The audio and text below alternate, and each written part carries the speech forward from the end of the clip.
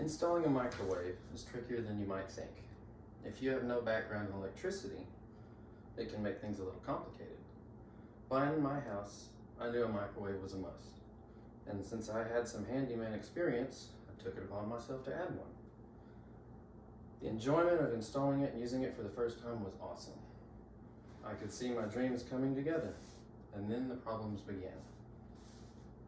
Going into this, I knew I had to remove the vent hood, mount the microwave, find the power off of a plug nearby so I could support the microwave as well. The paperwork provided gave directions over what supports were needed to ensure proper installation, the tools required to complete the task, and safe use of the equipment. I completed all of these things and the end result was great, but short-lived. Seriously, the microwave wouldn't run for more than 30 seconds before dying, along with the rest of the kitchen. The breaker had no problem tripping anytime there was a hint of use from the unit. I could only dream of using the microwave while having the coffee pot or the dispenser or for the water turned on and plugged in. Continuously walking back and forth just to cook a bag of popcorn was beyond irritating.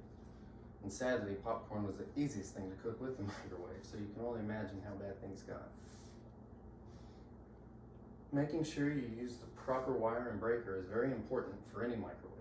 It needs to be a designated line for the microwave on its own, due to the power it pulls.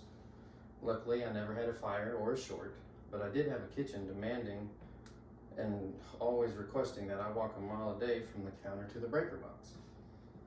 I ran a new wire on a separate 20 amp breaker from the kitchen to the breaker box outside. Climbing through the attic wasn't fun, but it was necessary so I could power the unit properly.